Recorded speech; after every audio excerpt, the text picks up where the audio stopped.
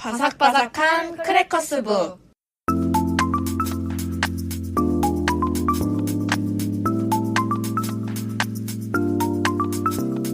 안녕하세요. 안녕하세요. 작가님 잘 지내셨나요? 네, 잘 지냈습니다. 추석이랑 한글날까지 지나고 나니까 뭔가 찌뿌둥한 느낌이 있는데 맞아요. 얼마 안 남았으니까 올해. 정말 파이팅 하시라고 저희가 에너지 가득한 오늘의 게스트를 모셨는데요. 네. 이 제목만 들으셨을 때는 누구일까 싶기도 하시지만 이 출판사에서 낸 책들을 조금만 소개를 해드릴게요. 네. 하루의 설계도 로버트 헌터 작가의 책이었고요. 그리고 새내기 유령, 잠의 땅 꿈의 나라, 그리고 톰 골드 작가의 달과 경찰 끝없는 여정들 등 많이 출간을 하고 있는 출판사입니다. 아마 잠의 땅 꿈의 나라는 익숙하실 수 있을 것 같아요. 제가 저번 주제에 소개를 한번 한 적이 있거든요. 오늘의 게스트 에디시옹 장물랭 출판사의 이하규 팀장님 모셨습니다. 안녕하세요. 안녕하세요. 1인 1견 출판사 에디시옹 장물랭의 이하규 팀장입니다. 영광스러운 자리에 불러주셔서 저희가 더 영광스러워요. 네, 맞아요. 저 되게 기다렸어요. 아, 진짜요? 그 힙하신 분들은 다 오시더라고요. 뭐 쪽프레스도 오셨고 최준 작가도 오셨고 네. 그랬는데 왜 연락이 없지? 팟캐스트 초창기부터 계속 들어왔는데 잘 되셔서 너무 기쁩니다. 감사합니다. 듣고 계신 청취자분들에게 하고 싶은 얘기가 있는데 네. 저 지금 너무 떨려요. 그러니까 좀 좋아요랑 댓글 좀 많이 좀 달아주세요. 그래서 일이 돼야지 제가 이 두 분한테 나 불러서 이렇게 잘 되지 않았냐 이렇게까지 할 수 있으니까 네. 제발 지금 좋아요 좀 눌러주시고 댓글 좀 꼭 달아주시면 감사하겠습니다. 오, 감사합니다. 혹시 그럼 짤막하게 에디시옹 장물랭 출판사에 대해서 소개 부탁드려도 될까요? 예, 저희는 원래 그래픽 노블 번역팀 해바라기 프로젝트에서 설립한 출판사예요. 네. 근데 이 관계가 조금 모호하긴 하거든요. 먼저 해바라기 프로젝트에 대해서 말씀드리자면 제가 프랑스에서 유학 생활을 조금 오래 했습니다. 네. 근데 가서 보니까 박물관이나 성당 이런 데 역사적인 이야기들이 많은데 한국어 안내 책자가 없더라고요. 그러니까 일본어는 있고 영어는 있고 중국어는 있는데 한국어만 없어가지고 배낭여행 오시는 분들이 많이 불편하겠다. 우리 유학생들이 좀 힘을 합쳐가지고 이거 안내를 할 수 있는 책자를 한번 만들어보자라고 의기투합을 했습니다. 그래서 프랑스 동부를 중심으로 한 30군데에다가 뭐 여기는 어떤 장소이고 어떤 왕이랑 누가 싸워가지고 뭘 어떻게 했다든가라는 책자 제작을 하기 시작을 했어요. 그래서 제가 그 활동을 하다가 한국에 들어올 때 마르크 앙탄마티에 작가의 신신이라는 책을 들고 왔거든요. 워낙에 그래픽 노블을 좋아했었고 또 프랑스에는 그래픽 노블이 되게 많이 있었어요. 한국보다. 그래서 그 책을 들고 휴머니스트라고 하는 되게 유명한 출판사를 찾아갑니다. 네. 저희가 유학생인데 이런 근사한 책을 발견을 해서 한국에서 꼭 출간을 하고 싶다고. 그게 인연이 돼서 본격적으로 그래픽 노블 번역도 시작하게 되었어요. 근데 저희 책이 반응이 그렇게 많이 좋지는 않았죠. 그래픽 노블이라는 장르의 특성도 있었고. 근데 전문가분들은 되게 좋아하셨던 것 같아요. 출판사 편집자분들이랑 언론사 기자님들은 되게 좋아하셔가지고 그게 인연이 돼서 한겨레 21에서 출판 칼럼을 한 2년 정도 쓰게 됐습니다. 되게 오랫동안 진행했던 일이 마무리가 되는 그런 시점이 있었거든요. 그래서 되게 큰 돈이 있던 상황이었어요. 이제 한겨레랑도 이제 일이 이제 계약이 끝나게 돼서 이제 앞으로 무엇을 해야 될까 이제 고민을 하던 시점이 있었죠. 그래서 프랑스로 돌아갈까 아니면은 뭐 여행을 한 몇 년 동안 다녀볼까 아니면 새로운 사업을 해볼까 이런 고민을 하고 있었는데 그때 어떤 존재를 만나게 무슨 됩니다. 존재죠? 누군가요? 그 존재는 저희 대표님이시죠. 제 핸드폰 화면으로 보여주고 계신데 너무 잘생기셨어요. 저는 소문으로만 들었는데 되게 잘생기셨네요. 그때 저희 사무실이 루프탑에 있었거든요. 네. 근데 외근 갔다 오고 딱 들어오니까 저희 사무실 옆에 웬 집이 하나 붙어 있고 네. 어떤 분이 막 저한테 달려오시더라고요. 네. 꼬리 달리신 분이. 그렇게 인연이 되신 건가요? 예. 저희 건물주께서 이제 하셨는데 밥을 잘 안 주시더라고요. 밥도 제가 주고 물도 주고 막 같이 자고 막 이러다 보니까 정이 들게 돼서 이제 제가 맡게 되었습니다. 지금 청취자분들이 듣다 보면 이게 무슨 소리 하는 네. 건가 싶으시겠지만 에디시옹 장물랭 출판사의 인스타그램에 들어가시면 사장님의 아주 잘생긴 모습들을 잘 보실 수가 있어요. 네, 꼬리 달린 사장님이라고 아까 말씀해 주셨으니까 유추가 되시지 않을까 싶네요. 새해에 눈을 뜨고 저희 사장님이랑 같이 우리 이제 뭐 해먹고 살래라고 제가 물어봤어요. 네. 이거 어떻게 해야 돼 이제? 그랬더니 뭐 아무 말 없으시더라고요. 네. 그래서 이제 같이 그러면 한국에서 계속 여기서 오랫동안 우리들이 먹고 살 수 있는 일을 한번 해보자라고 해서 출판사를 결정하게 되었습니다. 너무 멋진 인연과 그리고 멋진 계획을 또 함께 하고 계시네요. 네. 제 인생의 가장 큰 실수였다고. 아, 그렇게 되나요? 예, 그때 다른 거 했었으면 훨씬 더 좋지 않았을까 지금보다. 아닙니다. 멋진 책 만들고 계시면서. 정말 멋진 책들이잖아요. 네. 워낙 이쪽 일이 재미있습니다. 두 분도 궁금하시겠지만. 네. 저희가 이렇게 대표님한테 출판사 소개에 대해서 여쭤봤었는데 굉장히 이야기들이 나오고 있죠. 네. 그러면 청취자분들이 궁금해 하실 만한 출판사에 대한 질문들을 저희가 꼽아봤는데요. 첫 번째 질문부터 드려볼게요. 사실 에디숑 장물랭이라는 출판사의 이름도 새롭게 다가오기도 해요. 네. 출판사 이름에 대한 비하인드를 소개해 주실 수 있을까요? 에디숑은 영어로 에디터 정도예요. 그러니까 프랑스어로 출판사를 의미하고 네. 그 장물랭은 프랑스인들이 가장 이상시 여기는 영웅의 이름입니다. 아. 우리로 치면은 뭐 김구 선생님 아니면 윤봉길 의사 정도 되는 그런 인물이에요. 네. 네네. 그래서 원래는 출판사 이름이 에디숑 장물랭은 아니었어요. 네. 원래 제가 생각했던 이름은 책 하나 사사 그리고 뭐 우쭈쭈 하메조 이런 거 예, 그런 쪽을 생각을 하고 있었는데 신박한데요? 예, 저 오랜 전에 했던 그 맹세기 역자님이 출판사 일은 그따위면 죽어도 나는 너희 책을 번역하지 않을 거야라고 그러면 우리들이 모두 이제 공감할 수 있는 그런 이름을 하나 짓자 그러면서 프랑스의 좋은 걸 한국에도 알리기 위한 거면 더더욱 좋지 않겠냐라고 해서 에디숑 장물랭으로 선택이 됐습니다. 사실 에디숑 장물랭에서 출판된 로버트 헌터 작가의 새내기 유령, 잠의 땅, 꿈의 나라, 하루의 설계도의 경우 정말 혼을 담은 인쇄다라고 감탄을 하게 되죠. 이 분야에 있는 사람이라면. 그래서 인쇄를 하실 때 제일 고심하셨던 부분이 어떤 것이 있는지, 그리고 책을 만드는 제작자들이 인쇄를 할 때 제일 주의해야 할 점은 어떤 거 있는지 혹시 조언 부탁드려도 될까요? 출판사 처음 시작할 때는 되게 자신만만했었죠. 오랫동안 8년 넘게 번역도 했었고, 네. 그다음 출판 칼럼도 오래 써서 뭐 인쇄 그거 뭐 까이 거 뭐 생각을 하고 첫 책 저희 새내기 유령을 인쇄를 하게 됐습니다. 네. 근데 무려 3번이나 인쇄 실패를 하고 이제 인쇄도 바닥에 힘이 풀려서 풀썩 주저앉기까지 했죠. 너무 어려웠던 책을 제가 골랐던 거예요. 네. 새내기 유령은 5가지 특별한 팬덤 컬러로 만들어지는 네네. 책이라 잉크도 중요하고 종이도 중요하고 데이터도 중요한데 그거에 대해서는 지식이 전무했던 거죠. 그런 상황에서 악으로 깡으로 인쇄를 하려다 보니까 대참사가 일어났던 겁니다. 네. 그런데 인쇄소 분들 도움으로 간신히 성공을 할 수는 있었어요. 근데 그때 제가 이제 깨닫게 되었죠. 이 거친 정글에서 살아남기 위해서는 인쇄를 알아야 된다 판단을 하고 인쇄기라든가 종이나 잉크를 많이 공부하게 됐습니다. 그래서 지금은 인쇄 그러면 나 좀 하지 않나? 이 정도 싶을 정도로 자신이 있고 떠나서 되게 재미가 있습니다.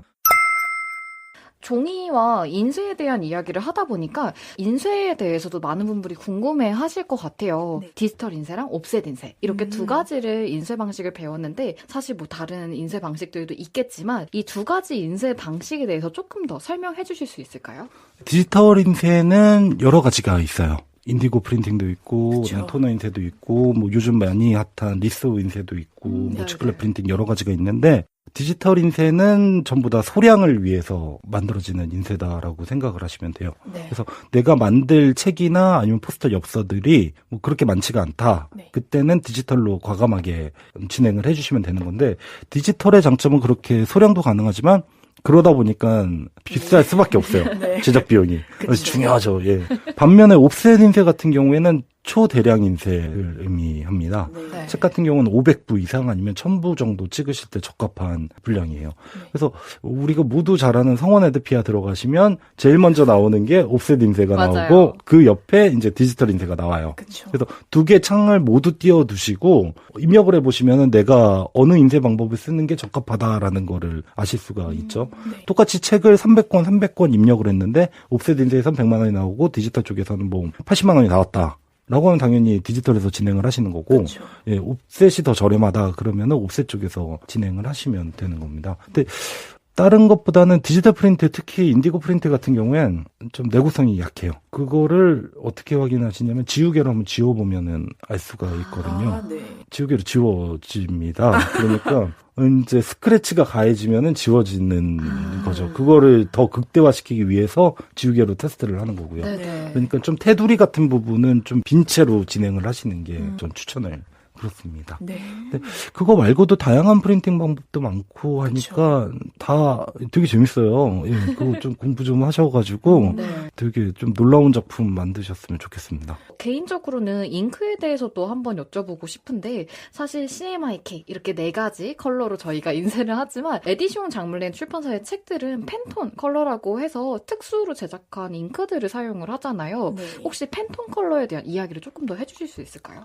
CMYK도 들어보셨고 또 RGB도 들어보셨을 거예요. 네. RGB 같은 경우엔 모니터의 빛의 색깔인 거죠. 여러 가지 색깔이 합쳐지면 하얗게 변한다라는 건데 반면에 CMYK는 CMYK가 합쳐지면 검게 된다라는 인쇄 색깔 체계예요. 그래서 모니터는 RGB를 사용을 하고 모든 인쇄물은 CMYK를 쓰셔야 돼요. 근데 문제가 뭐냐면 RGB보다 CMYK가 색역이 더 작아요. 그러니까 RGB가 20가지 컬러 크레파스라면 CMYK는 한 8가지 색상 크레파스 정도가 되는 거죠. 네네. 그래서 모니터로 작업하실 때보다 인쇄물은 되게 탁하게 느껴지고 그쵸. 예, 색깔도 잘 안 나오고 이럴 수밖에 없는 게 CMYK에서 쓸 수 있는 색깔 개수가 작은 이유이기도 합니다. 네. 그래서 이 CMYK를 어떻게 더 확장을 해야 되는가를 여러 유럽 작가들이나 아니면 인쇄소 그리고 종이업체, 잉크회사에서는 많은 노력을 기울이고 있어요. 그래서 그렇게 확장을 하는 방법 중에 하나가 이 팬톤 벨색을 이용하는 방법이죠. 네. 그러니까 CMYK에서 쓸 수 없는 색깔도 팬톤 영역에서는 쓸 수가 있는 거예요. 그래서 보통 색을 강조하거나 아니면 단색 작업할 때 벨색을 많이 사용합니다. 책 구매하시면 띠지들 있잖아요. 네. 예, 보통 단색인 경우가 많아요. 예, 노란색, 빨간색 막 이런 식으로요. 맞아요. 그 경우에는 다 100% 팬톤 벨색 컬러를 사용을 하게 되는 거죠. 근데 문제가 뭐냐면 팬톤 컬러칩을 보고 그 잉크를 써야 되는데 안 맞아요. 인쇄소에서 그걸 제조를 해주시는데 네. 그게 잘 안 맞을 때가 있죠. 왜냐면은 어떤 종이를 쓰느냐에 따라서 색깔이 달라지기 때문이에요. 네. 인쇄소의 흰색은 종이의 색깔이랑 같은 거니까요. 네네. 그래서 좀 노하우를 드리자면 내가 뭐 팬톤 153번을 쓸 거야. 네. 그러면 조금 그것보다 한 톤 더 여린 색을 제조를 부탁을 하세요. 네. 네, 그럼 그 인쇄소에서 그걸 만들어 주시거든요. 그래서 그 테스트 인쇄를 해보시고 마음에 안 드시면 그것보다 조금 더 다른 잉크를 첨가를 해서 색을 서서히 맞춰 나가라는 얘기입니다. 팬톤 몇 번이야? 그럼 그대로 만들어진 거 쓰지 말고 그 이전 거를 만들어 서서히 더 완성을 해 나가는 그런 기법을 쓰시면 더 좋은 결과물을 얻으실 수 있을 거예요. 아이고, 말씀 감사합니다. 근데 대표님이 새내기 유령을 처음으로 인쇄를 하실 때 유난히 인쇄에 있어서 실패를 하게 된 요인들이 특별하게 있었을까요? 그거는 첫 책에만 국한된 얘기가 아니라 제가 얼마 전에 찍었고 앞으로도 찍을 모든 책들에 국한되는 얘기에 대해서 말씀을 드리는 편이 더 좋을 것 같아요. 네네. 그래서 제 문제뿐만이 아니라 많은 작가님들의 공통된 문제이기도 하고요. 그래서 인쇄에 대해서 조금 말씀을 드리자면 한 3가지 정도만 조심을 하시면 되게 좋은 성과가 나타납니다. 네네. 첫 번째는 견적서를 다 이해를 하셔야 돼요. 많은 분들이 그냥 총액만 보고 어디가 어디보다 비싸네 싸네 이렇게 말씀을 하시는데 그것보다는 좀 세부 견적서 달라고 한 다음에 모르는 항목들에 대해서 용어를 그쪽한테 물어봐야 되는 겁니다. CTP면 CTP가 무엇인지 다 이해를 하셔가지고 세부 항목에 대해서 이해를 하신다면 바가지는 안 쓰게 되시는 네. 거고 그게 제일 중요하다고 보는 맞아요. 거고 네네. 두 번째는 마테리얼 소재에 대한 이해가 필요해요. 어떤 종이를 쓸 것인가에 대한 얘기죠. 뭐 모조 계열도 있고 그다음에 러프로스 계열도 있는데 이 차이가 뭐냐면 내가 파전을 붙일 것인가 아니면은 감자전을 붙일 것인가 이 정도의 차이예요. 네네. 그래서 꼭 모든 작가님들이 인쇄하기 전에 종이에 대해서 많이 좀 공부 좀 하시고 만져보시고 테스트를 반드시 좀 해보셨으면은 인쇄는 잘 하시게 될 겁니다. 그러니까 전이 책이라면 그 안에 든 재료를 직접 선별할 줄 알아야 된다라는 예. 말씀인 것 같네요. 예, 모르는 거는 절대 찍으시면 안 돼요. 아. 마지막이 제일 중요한 건데 네. 작가님들은 책에 대해서 뭐든지 잘 알고 있다라고 큰 착각을 하세요. 사실은 우리는 책에 대해서 많이 몰라요. 비록 작가님이 쓰신 원고지만 예, 잘 이해도가 없을 때도 있죠. 네. 그러니까 부모가 자식을 다 알 수 없는 거랑 마찬가지라고 생각을 해요. 네. 인쇄하시기 전에는 꼭 책이랑 대화를 많이 하셔야 돼요. 넌 무엇을 말하는 거니? 그러면 책이 얘기를 해줘요. 그래서 엄마, 난 이번에 뭐 좀 어떻게 줬으면 좋겠어. 라는 게 책 텍스트나 그림 안에 다 녹아져 있거든요. 그래서 그 얘기에 대해서 귀를 잘 기울이시면 좋은 인쇄를 하실 수가 있어요. 하지만 반면에 막 강압식으로 소재를 골라주고 디자인에 맞춰주시면은 그렇게 재밌는 책이 나오지 않는다라고 저는 생각을 합니다. 그래서 굉장히 저는 오랜 시간 동안 몽고랑 좀 커뮤니케이션 하려고 노력하고 있는 편이에요. 감사한 말씀이 너무 많아서 그러니까요. 네, 저희가 이번에는 다른 질문을 지연 작가가 드려볼까요?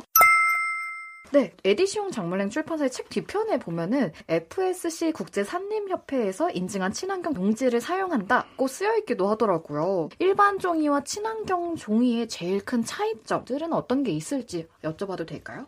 저는 그 좋은 책이 좋은 사람 만든다라는 이야기가 비록 허구일지라도 좀 집착을 하고 싶어요. 네. 근데 제가 번역한 책 중에 하나가 기후변화의 거의 모든 것이라는 책이 있었거든요. 네.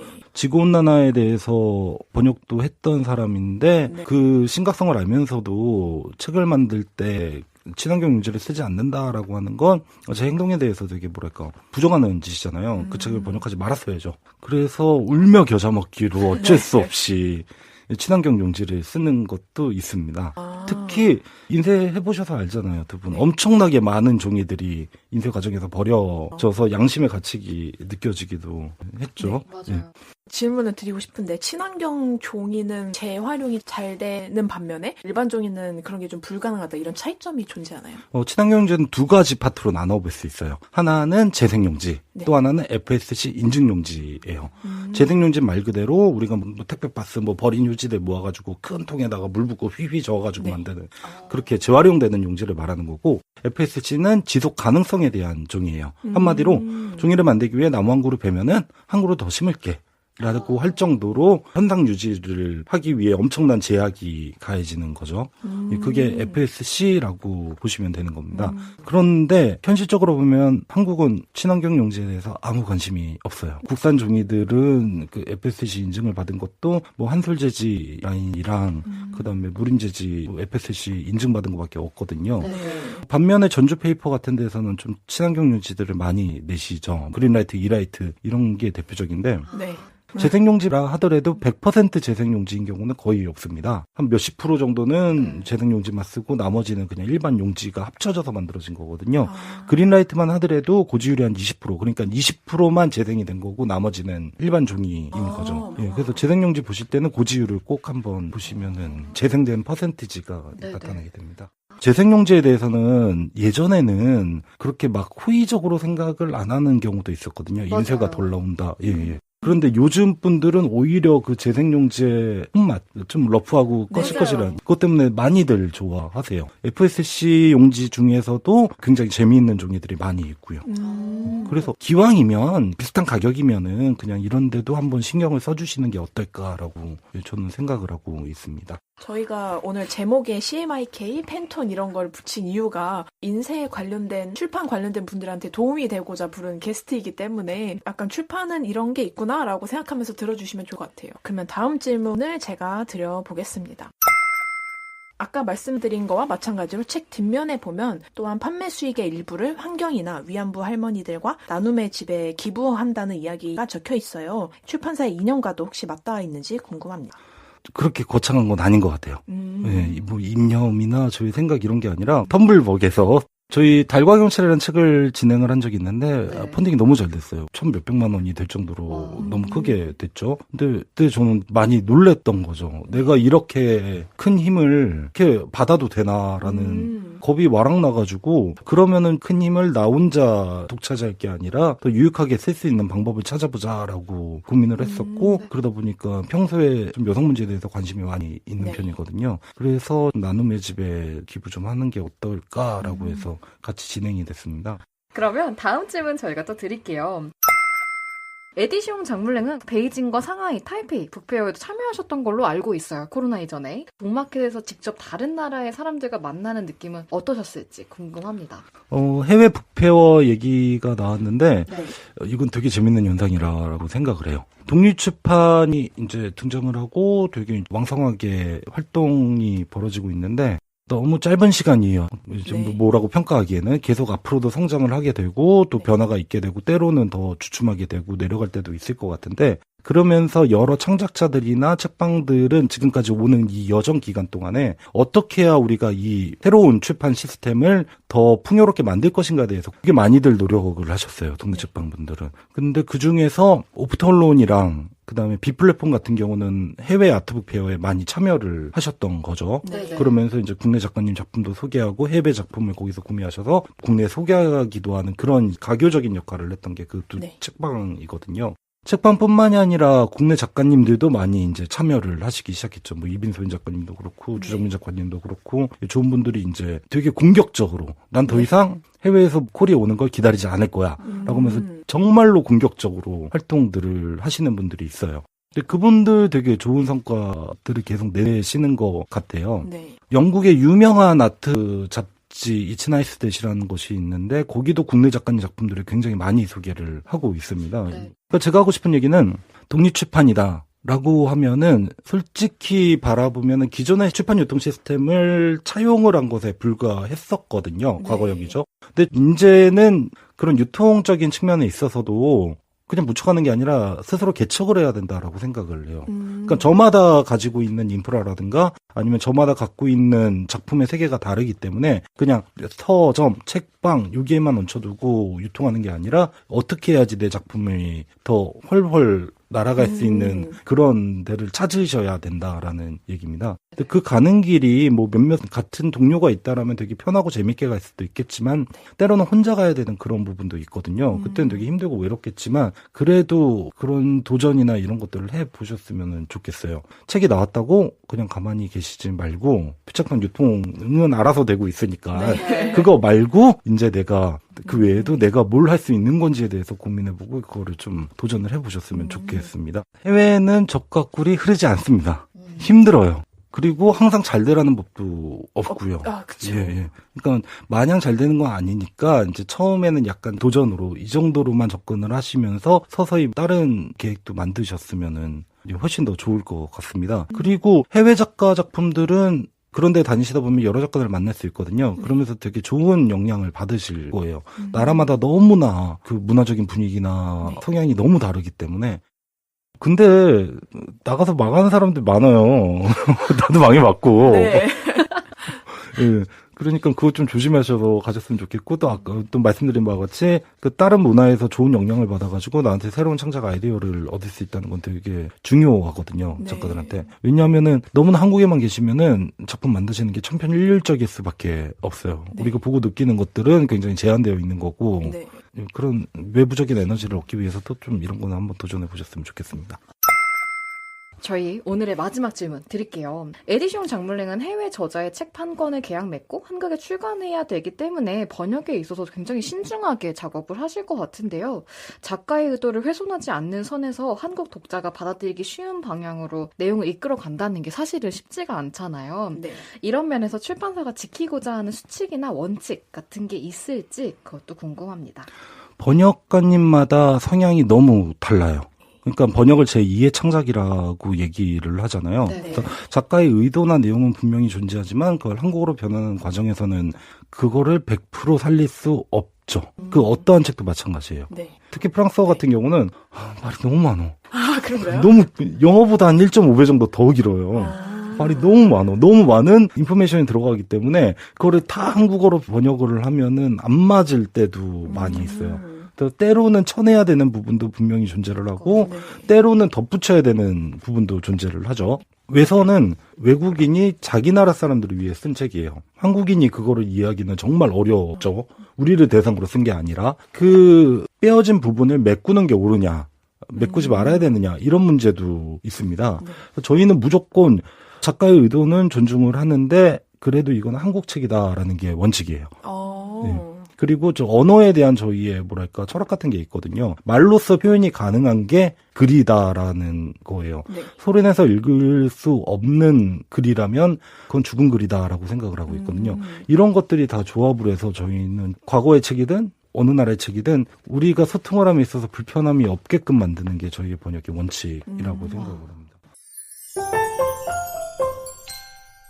저희가 이렇게 굉장히 어마어마한 질문들을 막 네. 중간중간 사실 삽입하면서 막 들었는데 하나도 빼놓지 않고 다 얘기를 해주셨어요. 맞아요. 하규 팀장님 괜찮으세요? 야, 너무 힘든다.